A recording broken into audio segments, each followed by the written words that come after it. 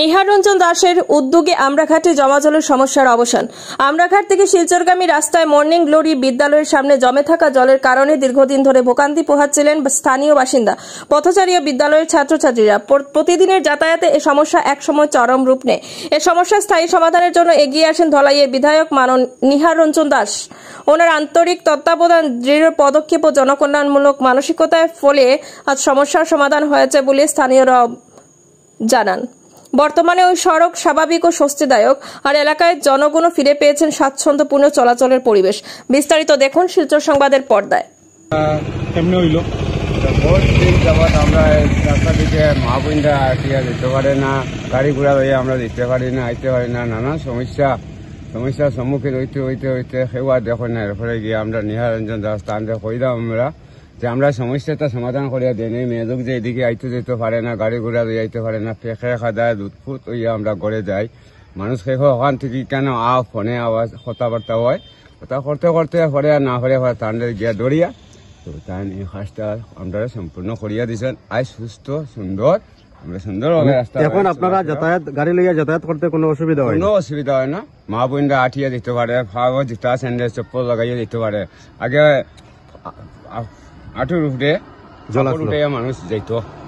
তো আপনার মানে নিহারঞ্জনে এই যে কাজটা করছেন আপনারা কিরকম লাগছে? খুব ভালো লাগছে। কিতা কইতে চাই নিহারঞ্জন? আমরা তো ধন্যবাদ জানাই যে আমরা রাস্তাটা সুন্দর সুস্থ ভাবে সম্পূর্ণ করিয়া দিচ্ছেন, ওটা আমরা ধন্যবাদ। তো এখানে দাদাভাই আগে যে জল আছিল বিগত কয়েকদিন আগে, এই জলটা মানে খেয়ে পরিষ্কার করাইছে বা কিরকম ভাবে হয়েছে, আর এখন আপনারা যাইতে কি কোনো অসুবিধা হয়নি? একটু কই না। বর্তমানে কোনো অসুবিধা হওয়ার না। মাননীয় সরকার কর্তৃপক্ষকে অনেক অনেক ধন্যবাদ যে এখানে কিনার দিকে ড্রেন করে ওনারা আর একটি টিল্লা ছিল, ওই টিল্লার ব্লকেজটাকে ছুটানোর পর ওনারা ড্রেন করে ওনারা আপাতত দিয়েছেন। কিন্তু এই ড্রেনেজটা আমি মনে করি পাক্কাপুক্তভাবে হলে ভালো হয়, যেমন সম্পূর্ণ সাইড বাম দিয়ে ড্রেন দিয়ে ফুটপাতের মতো ব্যবস্থা করে দিলে আর জীবনে কোনোদিন নষ্ট হবে না।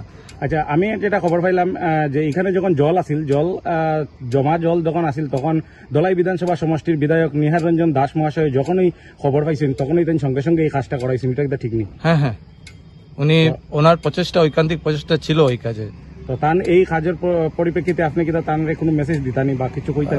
ধলাইয়ের বিধায়ক শ্রীযুক্ত নিহারঞ্জন দাস স্যারকে বিভিন্ন সেবামূলক কাজে আমাদের সাধারণত এই ধলাইবাসীর বর্তমান যে বিধায়ক আছেন মন থেকে শ্রদ্ধা করছি, এবং বিভিন্ন সময় ওনাকে আমরা পাই বা এই বিগত কদিন আগে আমাদের সচিনপুর ট্রান্সফরমারও চলে গিয়েছিল, ওখানেও ফোনে যোগাযোগ করি স্যার আমাদের রক্ষা করেছেন।